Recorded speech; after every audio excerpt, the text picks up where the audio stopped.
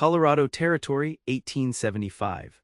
The mining town of Silver Gulch clung to the mountainside like a stubborn burr on a horse's flank, its buildings weathered by harsh winters and the even harsher realities of frontier life. Wyatt Ingram stood at the edge of town, his 25-year-old frame silhouetted against the setting sun, a letter clutched in his calloused hand. The wind whipped at his sandy brown hair as his blue eyes scanned the horizon, searching for something he wasn't sure existed. "No man survives these mountains by opening his heart," Wyatt muttered to himself, folding the letter and tucking it into his vest pocket. It was a lesson his father had taught him, one reinforced by 5 brutal years working his claim. The gold mine that had lured him west after the war had yielded just enough to keep him alive, but never enough to thrive. A man needed something more substantial to build a life out here and a future. The mountains had taught Wyatt that sentiment was a luxury and trust was a gamble few could afford. Better to keep to himself, focus on survival, and not worry about the loneliness that crept into his cabin on cold nights. What he needed was practical, a partner to help work his newly inherited ranch, someone to cook and keep house while he focused on building something that would last. Romance had no place in that equation. Wyatt's uncle had left him a promising cattle spread down near Denver, but it was too much for one man to handle alone. The letter in his pocket presented a solution, one that made practical sense even if it felt foreign to his independent nature. As he made his way back to his modest cabin on the outskirts of town, Marshal Thompson hailed him from the doorway of the sheriff's office. "Heard back from that mail-order bride company yet?" the older man called out, his gray mustache twitching with amusement. Wyatt frowned. "Just got word. She arrives next week on Tuesday's stage." The marshal chuckled. "Never thought I'd see the day when Wyatt Ingram paid for companionship. Must be getting soft." "It's not companionship," Wyatt replied sharply. "It's a business arrangement. I need someone to help with the ranch and she needs a fresh start, nothing more to it than that." "If you say so, son." The marshal's knowing smile only deepened Wyatt's scowl. Back in his cabin, Wyatt reread the letter. The woman's name was Zara Zimmerman, 20 years old, from Philadelphia. The agency assured him she was of good character, hardworking, and prepared for frontier life. He had paid a considerable sum to bring her west, money he could barely afford, but if it meant making the ranch successful, it would be worth it. As he prepared for bed that night, Wyatt told himself that this was different from his parents' disastrous marriage, his mother broken by frontier hardship, his father turned bitter and mean. This was a practical partnership, nothing more. Love had no place on the frontier, it only made people vulnerable, weak, and weakness got you killed in the West. Tuesday arrived with cloudless skies and a stiff breeze that carried the scent of pine and sage through Silver Gulch. Wyatt waited at the stagecoach stop, freshly shaved and wearing his least-worn shirt, though he told himself the effort was merely a matter of respect, not anticipation. The stagecoach appeared in a cloud of dust, the horses straining as the driver guided them to a halt. Wyatt's heart hammered against his ribs as the door swung open. First came an elderly gentleman, then a middle-aged couple, and finally, a young woman in a dusty blue traveling dress stepped cautiously onto Colorado soil. Zara Zimmerman was not what Wyatt had expected. The agency's description, a presentable young lady of marriageable age, had done nothing to prepare him for the woman who stood before him. Her honey-blonde hair was pulled back in a practical style, though a few strands had escaped to frame her face. Her eyes, a clear hazel that seemed to shift between green and gold in the sunlight, surveyed her surroundings with cautious curiosity. Despite the weariness of travel, she stood straight, her chin lifted with quiet dignity. "Mr. Ingram?" she asked, her voice carrying a slight Eastern accent. Wyatt nodded, suddenly aware of his rough appearance compared to her neat, if travel-worn, attire. "Miss Zimmerman." They regarded each other for an awkward moment before Wyatt remembered his manners and stepped forward to take her carpetbag. "I trust your journey was tolerable?" he asked, unsure of what else to say. A ghost of a smile touched her lips. "Parts were quite beautiful, others less so. The accommodations in Cheyenne were particularly memorable." Wyatt caught the dry humor in her tone and found himself responding with a small smile of his own. "I imagine memorable is being generous." "Generosity seems an appropriate way to begin our acquaintance," she replied. As they walked toward the hotel where she would stay until their wedding the following day, Wyatt felt strangely off balance. This woman was not the simple solution to his problem that he had imagined. She was a person, complex, intelligent, and undeniably present. The reality of what he had arranged suddenly struck him with full force. "I should explain about the ranch," he began awkwardly. "It's 20 miles south of here, not much to look at yet, but the land is good. My uncle left it to me when he passed last winter." "And you require assistance to make it profitable," Zara stated matter-of-factly. "Yes, it's too much for one person." She nodded thoughtfully. "Then we share a purpose, Mr. Ingram. I came west because there are limited options for a woman alone in Philadelphia, especially one without family or fortune." The directness of her assessment surprised him. "You're very practical. As are you, I imagine, or you wouldn't have sent for a bride by mail." Her eyes met his, unflinching. "I have no romantic notions about this arrangement, Mr. Ingram. I understand what is expected of me, and I am prepared to work hard and fulfill my duties as your wife." Wyatt felt relief at her pragmatism, yet something else tugged at him, an unexpected disappointment that she viewed their arrangement with the same clinical detachment that he did. "Then we understand each other," he replied, his voice sounding rougher than he intended. That evening, Wyatt sat alone in the Silver Nugget Saloon, nursing a whiskey and pondering the strangeness of his situation. Tomorrow, he would marry a woman he had met only hours before, bringing her to a ranch he barely knew himself. The practical arrangement he had envisioned now felt alarmingly real. "Having second thoughts?" asked Samuel Curtis, the town's banker, sliding onto the stool beside him. "Just thinking," Wyatt replied. "Saw your intended earlier, quite a lovely young lady. You're a fortunate man." Wyatt frowned into his glass. "It's not like that. We have an understanding. This is about survival, not—" He trailed off, unwilling to speak of matters of the heart in a saloon. Curtis laughed. "Whatever helps you sleep at night, Ingram. But take it from a man married 30 years. These arrangements have a way of becoming more than what was written on paper." Wyatt changed the subject, uncomfortable with the direction of the conversation. But later, as he walked back to his rented room, Curtis's words echoed in his mind. He dismissed them as the sentimentality of an old man. What he and Zara had agreed to was clear and bounded. Emotions would only complicate matters, and complications were dangerous on the frontier. The wedding ceremony the next day was brief and sparsely attended. Zara wore a simple cream-colored dress that Wyatt suspected was the best she had brought with her.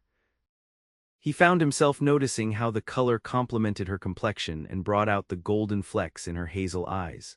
When the preacher instructed him to kiss his bride, their lips met in a brief, awkward touch that nevertheless sent an unexpected jolt through Wyatt's body. They departed immediately for the ranch, Wyatt driving the wagon while Zara sat beside him, her few possessions stowed in the back. The journey was filled with stretches of silence punctuated by Wyatt's explanations about the land they passed and occasional questions from Zara about ranch operations. "Have you ever worked with cattle before?" Wyatt asked as they crossed a shallow stream. "No," Zara admitted, "but I'm not afraid of hard work. I helped in my father's print shop until he died, and I've done laundry, cooking, and mending to support myself since then." "Print shop?" Wyatt glanced at her with new interest. "So you can read and write well?" "Yes, my father believed in education, even for daughters." There was a note of defensiveness in her voice that made Wyatt wonder what challenges she had faced. "That'll be useful," he said. "There's bookkeeping needed for the ranch, and I'm not much for numbers or letters." Zara seemed pleased by this acknowledgement of her skills. "I would be happy to manage the accounts." As the afternoon sun began its descent, the wagon crested a hill, and Wyatt reined the horses to a stop. Before them stretched a valley, golden in the late light, with a modest cabin and barn nestled against a backdrop of ponderosa pines. A creek wound through the property, and in the distance, a small herd of cattle grazed on the lush grass. "There it is," Wyatt said, a note of pride creeping into his voice despite his attempt at nonchalance. "Ingram Ranch." Zara's eyes widened as she took in the vista. "It's beautiful," she breathed, and the genuine wonder in her voice made something shift in Wyatt's chest. "It needs work," he cautioned, uncomfortable with the warm feeling her appreciation had sparked. The cabin roof leaks, the fencing is half-rotted, and the herd is barely 30 head. But it's yours, she said softly. And now I suppose it's ours. Wyatt had no reply to that.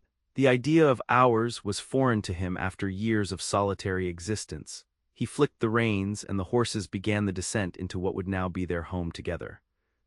The cabin was indeed rough, 2 rooms with basic furnishings, a stone fireplace, and windows that let in drafts. Wyatt watched nervously as Zara inspected what would be her domain, expecting disappointment or even regret to cross her features.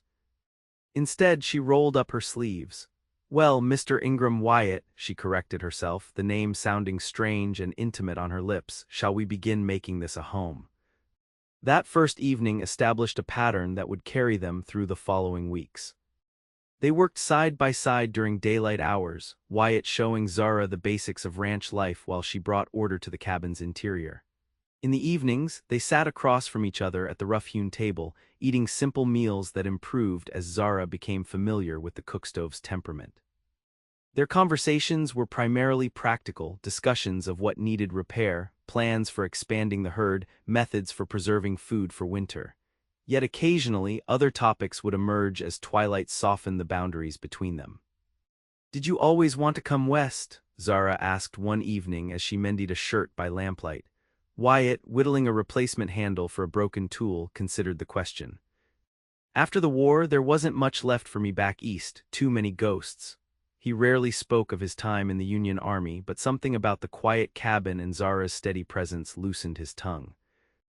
"I thought I'd find my fortune in gold, become rich enough that I'd never have to depend on anyone again." "And instead you found just enough to survive," she observed perceptively. He nodded, surprised by her insight. "What about you? What made you answer an advertisement for a frontier wife?" Zara's fingers stilled on her sewing.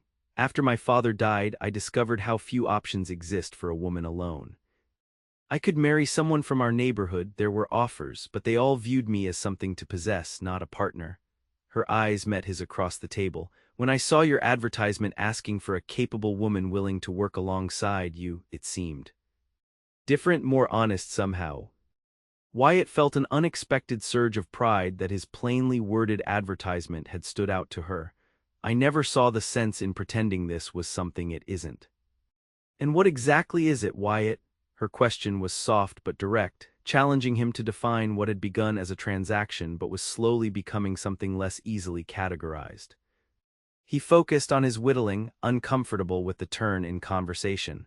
"A practical arrangement between 2 people with complementary needs." "Yes," she agreed after a moment, returning to her sewing. "Practical." But that night, as they lay in their separate areas of the cabin, Wyatt on a bedroll near the fireplace, Zara behind a hanging quilt that provided minimal privacy in the cabin's sleeping area, he found himself wondering if practical was truly all he wanted from this arrangement. As autumn painted the countryside in russet and gold, their daily routines developed a comfortable rhythm. Wyatt discovered that Zara was a quick study, soon able to milk the cow they'd purchased and even help with the gentler aspects of cattle management. For her part, Zara proved remarkably adaptable to frontier life, facing each new challenge with determination rather than complaint. Their relationship remained cordial but distant, defined by mutual respect rather than intimacy. Wyatt told himself this was for the best. Emotional entanglement would only complicate their arrangement. Yet he couldn't deny the moments when something more seemed to flicker between them, their hands brushing as they passed tools, the way her laughter at one of his rare jokes warmed him more than the evening fire, how he found himself looking forward to returning to the cabin after long days working the range. The first serious test of their partnership came when Wyatt had to ride to Denver to secure a loan for additional cattle. The 3-day journey would leave Zara alone at the ranch, something he was reluctant to suggest. "I'll be fine," she assured him when he broached the subject. "You've shown me how to use the rifle and I'm hardly helpless." "The nearest neighbor is 5 miles away," he reminded her. "If there's trouble, then I will handle it," she said firmly. "You cannot build this ranch without more cattle and we cannot afford to miss this opportunity." Her use of "we" did not escape his notice. Still uncertain, Wyatt departed at dawn, looking back several times to see Zara standing in the doorway of their cabin, a solitary figure against the wild landscape that was now her home.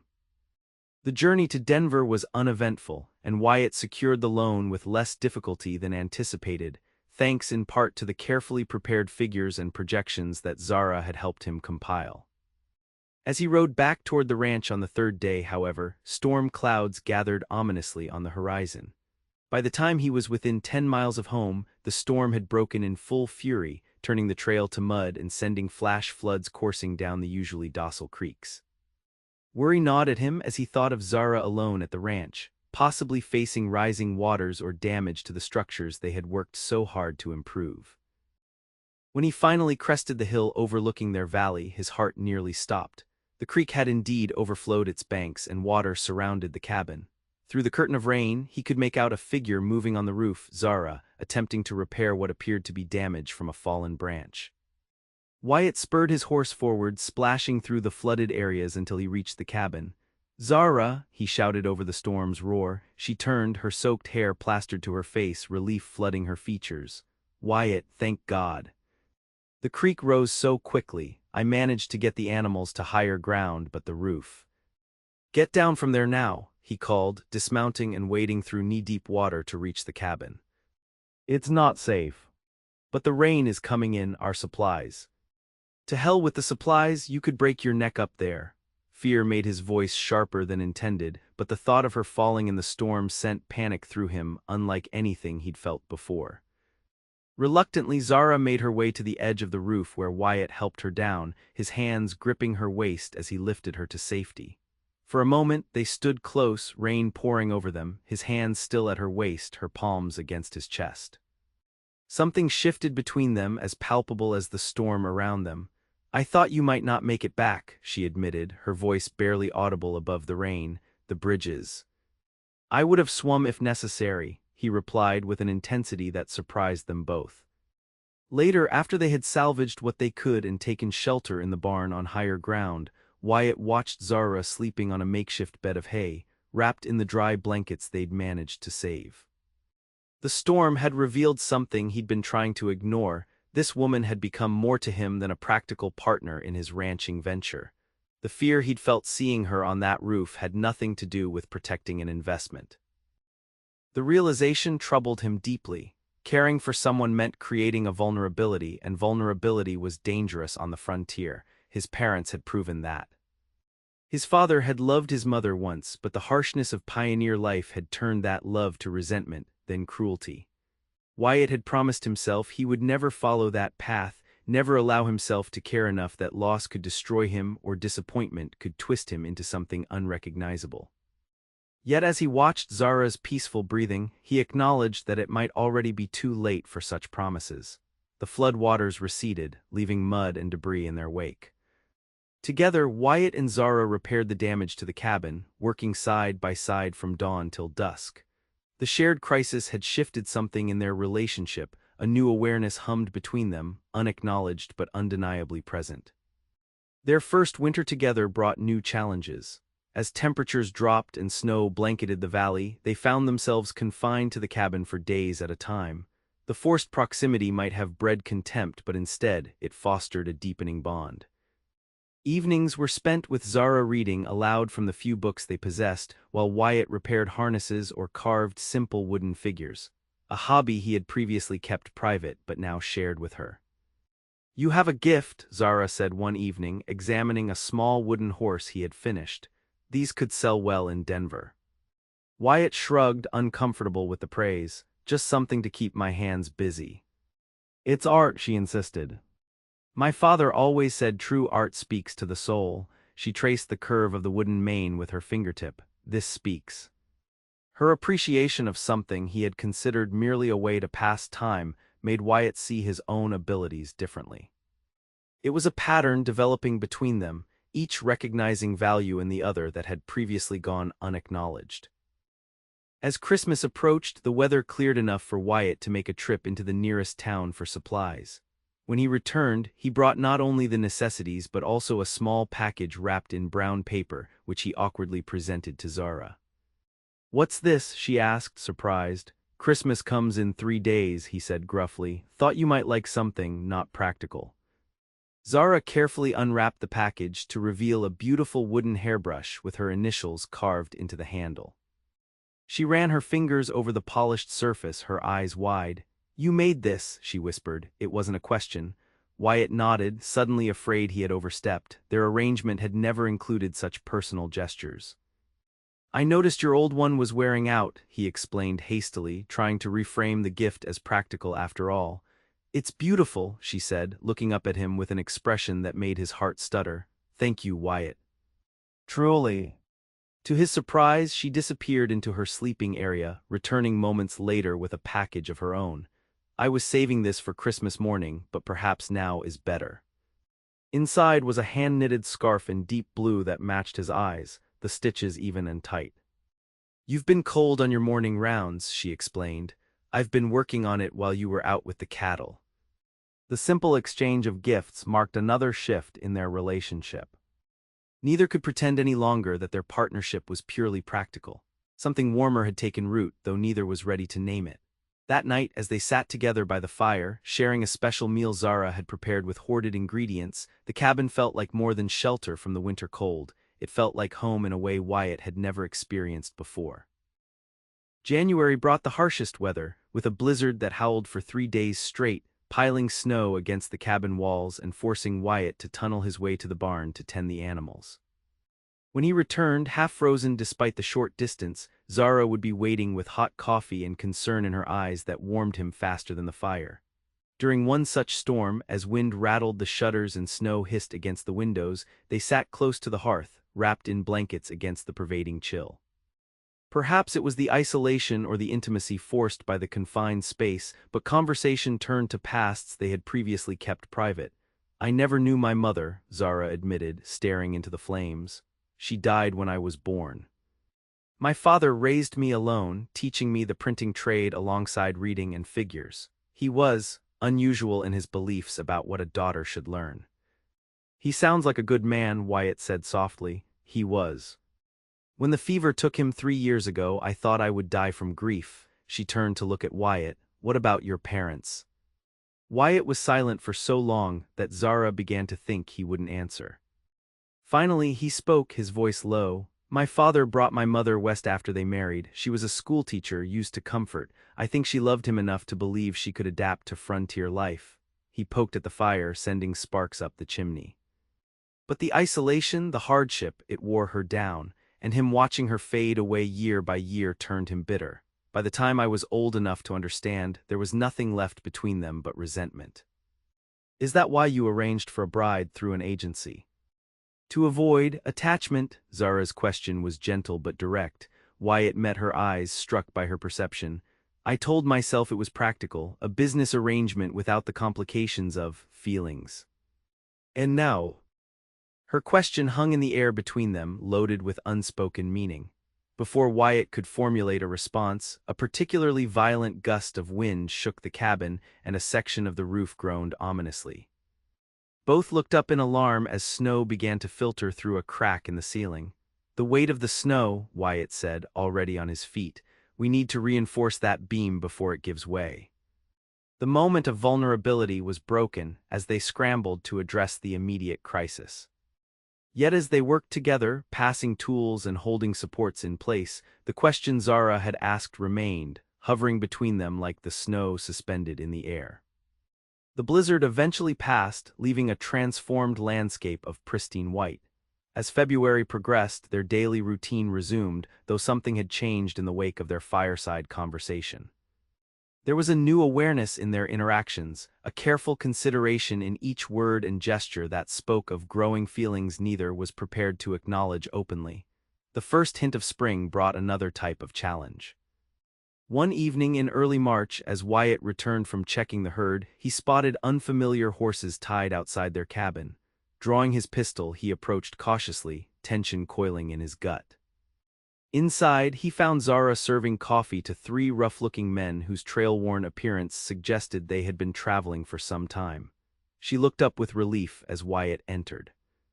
"Wyatt, these gentlemen were just asking for directions to Silverton," she explained, her composed demeanor betraying only to him the unease she felt at the unexpected visitors.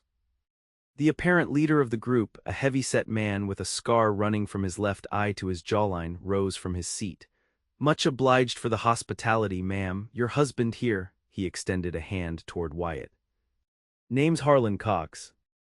My associates and I have been prospecting north of here, had some trouble with our map." Wyatt holstered his pistol but kept his hand near it as he nodded stiffly. "Wyatt Ingram, Silverton's about 40 miles southwest. You're well off course."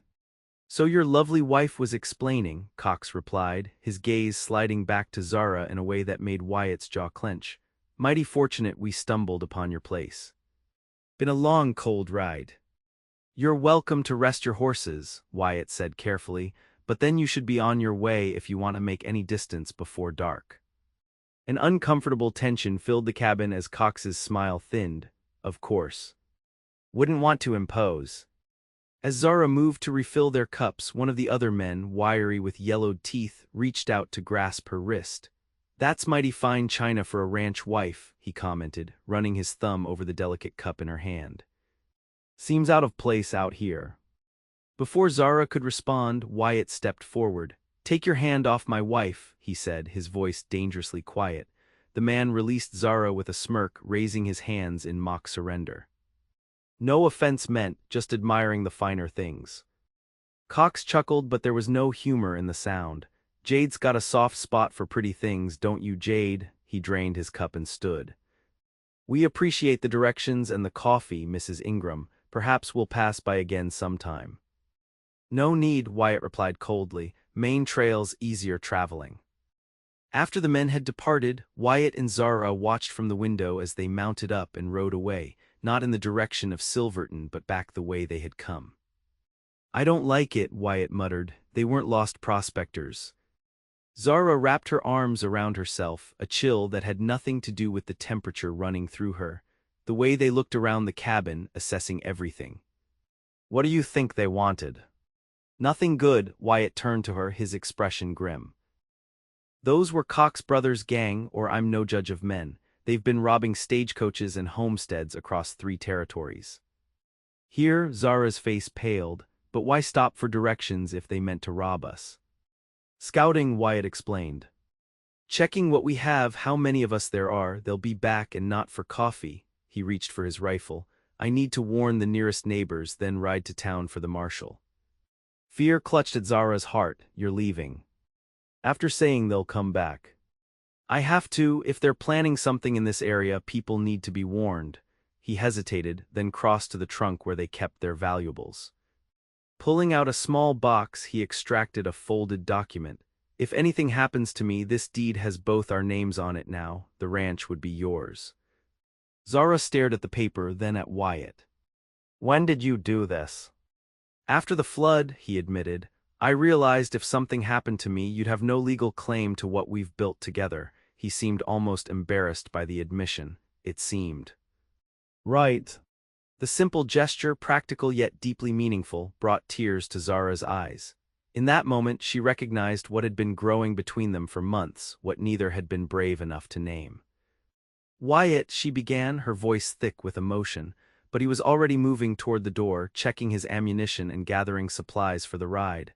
"Bar the door behind me," he instructed. "Use the rifle if you need to. I'll be back by tomorrow night at the latest." And then he was gone, leaving Zara alone with the realization that what had begun as a business arrangement had become something far more precious, and potentially far more devastating to lose. The night passed slowly, each creak and rustle outside the cabin sending Zara's heart racing. By morning, with no sign of trouble, she cautiously resumed her chores, though she kept the loaded rifle within reach at all times. She was in the garden, harvesting early spring greens when she heard hoofbeats approaching. Relief flooded her as she recognized Wyatt's chestnut gelding, but it quickly turned to alarm when she saw that he was slumped forward in the saddle, one arm hanging limply at his side. Blood darkened his shirt along his ribs. "Wyatt!" She ran to him as he half dismounted, half fell from the horse. "Ambushed," he gasped as she helped him toward the cabin, "on the way back from town."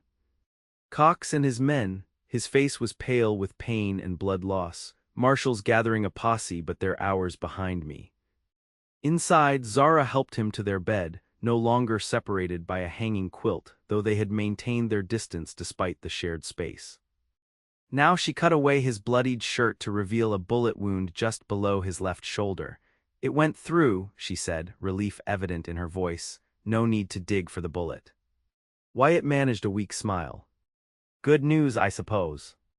As Zara cleaned and bandaged the wound, applying the herbal poultices she had learned to prepare from a neighboring rancher's wife, Wyatt drifted in and out of consciousness. His fever rose as night fell, concerning Zara deeply. She sat beside him, bathing his forehead with cool water when the sound of approaching riders cut through the darkness. Grabbing the rifle, she moved to the window, her heart hammering. 3 mounted figures approached slowly, unmistakably Cox and his men. Determination replaced fear as Zara positioned herself by the window, rifle ready. She would defend their home and the man who had become far more than a business partner to her. We know you're in there, Mrs. Ingram, Cox's voice called out. Your husband gave us quite a chase today, but I reckon he's in no condition to put up much of a fight now. Why don't you come on out and we'll discuss terms? There's nothing to discuss, Zara called back, her voice steadier than she felt. The marshal and his posse are on their way. You'd be wise to leave while you can. Cox's laugh was ugly in the darkness. Posse's been delayed by a little creek trouble we arranged. They won't be here until morning, if then. Plenty of time for us to complete our business. From the bed, Wyatt stirred. Zara, he called weakly, trying to rise. Don't. Stay down, she hissed, not taking her eyes from the window. To Cox, she called, what exactly is your business here? We have little of value. That fine china says otherwise, Cox replied, and I reckon a pretty Eastern wife like you brought other valuables west. Not to mention that herd of cattle. The deed to this ranch would fetch a nice price too, with the right forged signatures. Behind her, Zara heard Wyatt struggling to get up. She risked a glance back to see him reaching for his pistol on the bedside table, his face contorted with pain. Stay down, she pleaded. You'll tear the wound open. Can't let you face them alone, he gasped. Outside, the men had dismounted and were spreading out, using the cover of darkness to approach the cabin from different angles. Last chance, Mrs. Ingram, Cox called. Open the door or we burn you out. Zara's mind raced. They were outnumbered and Wyatt was in no condition to fight. The nearest help was hours away, but she had not survived the harshness of frontier life to surrender everything they had built together to thieves and murderers. Wyatt, she said urgently, can you shoot? Despite his pain, a ghost of a smile touched his lips. Not as well as usual, but I can hit what I aim at. Good, stay low by the bed. When they come in, and they'll be focused on me at the window. You'll have the advantage of surprise. Understanding dawned in his fever-bright eyes. It's too dangerous, Zara. If anything happened to you. And I feel the same about you, she cut him off, surprising them both with the rawness in her voice. Which is why we're going to protect each other and our home. Outside, a flaming torch arced through the air, landing on the cabin's roof with a muffled thump. Smoke began to seep through the ceiling as the dry wood caught fire. They mean to smoke us out, Wyatt said grimly, or drive us into a panic, Zara replied, her mind working quickly. Either way, they expect us to rush out the front door. The back window, Wyatt suggested, gesturing to the small opening in the bedroom area. If you could slip out while they're focused on the front. And leave you, Zara shook her head firmly. No, we face this together. The crackling of flames grew louder as the fire spread across the roof. Time was running short. Zara made a swift decision, moving to the water barrel they kept inside for cooking and cleaning. Help me, she instructed, and together they managed to overturn it, sending water cascading across the cabin floor and up into the ceiling beams where the fire had begun to take hold. The flames hissed and sputtered but didn't extinguish completely. It won't last long, Wyatt warned, his strength clearly fading as he leaned heavily against the wall. Long enough, Zara replied with grim determination. She returned to the window, rifle ready. When I fire, they'll charge the door, expecting us to be distracted by the fire. Wyatt positioned himself by the bed, pistol in hand, understanding her strategy. The bond between them in that moment transcended words. They were partners in the truest sense, each trusting the other with their life. Zara took careful aim at the shadow she identified as Cox and squeezed the trigger. The rifle's report shattered the night, followed by a howl of pain that told her she'd hit her mark, though not fatally. "Now!" shouted one of the other men, and the front door splintered under the force of a powerful kick. Everything happened in a blur of smoke and gunfire. The first man through the door fell to Zara's second shot. The second man fired wildly in her direction as she ducked behind the table. From his position near the bed, Wyatt fired twice, the shots finding their mark despite his weakened state. When the smoke cleared, two of Cox's men lay still on the cabin floor. Cox himself was nowhere to be seen. "The roof," Wyatt rasped, pointing upward where flames were once again taking hold despite their earlier efforts. "We need to get out." Supporting each other, they made their way through the back window, Wyatt's wound leaving a trail of fresh blood from the exertion. Outside, the cool night air was a relief after the smoky interior, but they had no time to rest. "Where's Cox?" Zara whispered, scanning the darkness. Her answer came in the form of a bullet that splintered the wood beside her head. Cox emerged from behind the woodpile, blood streaming from a wound in his arm where Zara's initial shot had struck him. "You've cost me my men and I aim to make you pay," he snarled, raising his pistol for another shot. Wyatt, summoning strength from some hidden reserve, shoved Zara aside and raised his own weapon. Two shots rang out simultaneously. Wyatt staggered backward from the impact of Cox's bullet, but his own shot found its mark. Cox collapsed, his final expression one of surprise that his intended victims had proved so formidable. "Wyatt!" Zara cried, catching him as he sank to his knees. Blood soaked through his bandages, both from his earlier wound and a new one in his side. "Had to protect you," he murmured, his voice faint. "Couldn't let him take everything I love." The word hung in the air between them as Zara cradled him against her. "Love," she repeated, tears streaming down her face. "You love me." A smile touched his pale lips, tried not to, thought it was dangerous. "Makes a man vulnerable," his breathing was labored, "but some things worth the risk." "Don't you dare die on me, Wyatt Ingram," Zara commanded, her voice fierce despite her tears. "Not now that I know, not when I love you too." His eyes widened slightly at her confession before sliding closed, his body going limp in her arms. The night that followed was the longest of Zara's life. She managed to get Wyatt back into the cabin's bedroom, which had been spared the worst of the fire. The main room was badly damaged, but the structure itself remained sound. By dawn she had tended his wounds as best she could, but his fever burned dangerously high and he hadn't regained consciousness. When the marshal's posse finally arrived mid-morning, they found Zara sitting beside Wyatt's bed, holding his hand and speaking to him in low, urgent tones, words of love mixed with stern commands to fight, to live, to stay with her. The town doctor who accompanied the posse examined Wyatt grimly. "He's lost a lot of blood and there's infection setting in," he told Zara privately. "I've done what I can, but whether he lives or dies is in God's hands now and his own will to survive." For 3 days, Wyatt hovered between life and death while Zara rarely left his side. She bathed his fevered body, spooned broth between his cracked lips when he was lucid enough to swallow, and spoke constantly to him of their future together. The ranch they would rebuild, the cattle herd they would expand, the life they would share not as a business arrangement but as true partners in every sense. On the 4th day his fever broke. Zara, who had finally succumbed to exhaustion and fallen asleep in the chair beside his bed, woke to find him watching her, his blue eyes clear for the first time since the attack.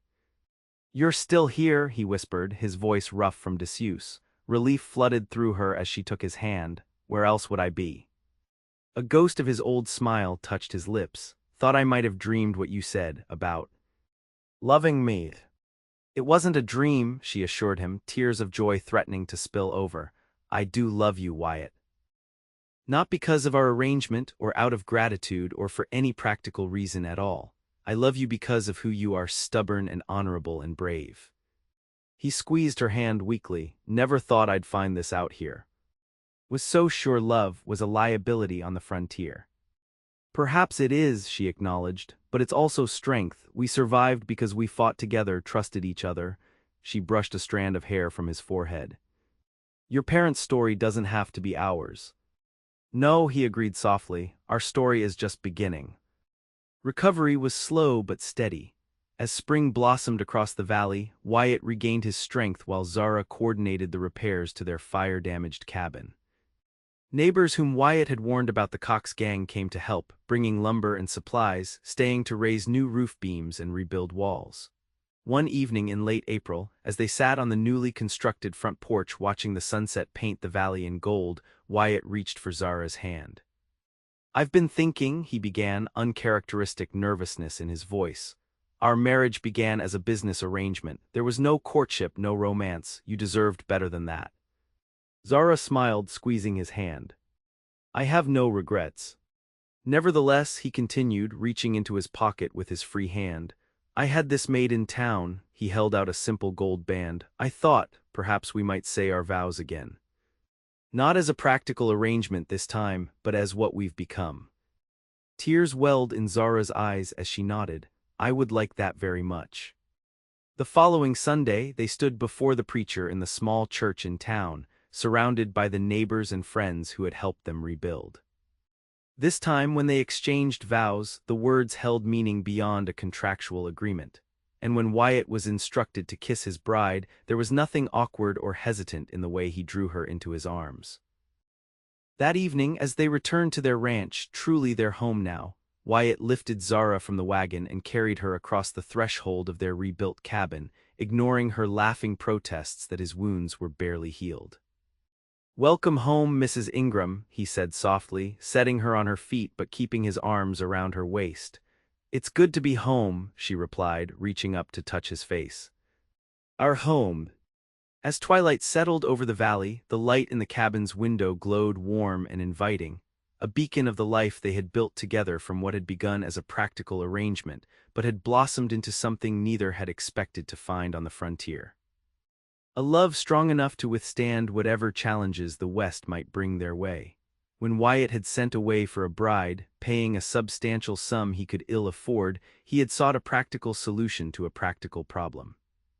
What he found instead was a partner in every sense of the word, and the kind of love that transformed not just his ranch but his very understanding of what it meant to truly live, not merely survive, on the frontier. And for Zara, who had traveled west seeking security and purpose, the journey had led to something far richer, a home built on mutual respect that had grown into deep and abiding love. The price Wyatt had paid to bring her west had purchased not just a bride, but the chance for both of them to discover that even in the harsh reality of frontier life, love could not only survive but flourish, surprising them both with its strength and transformative power.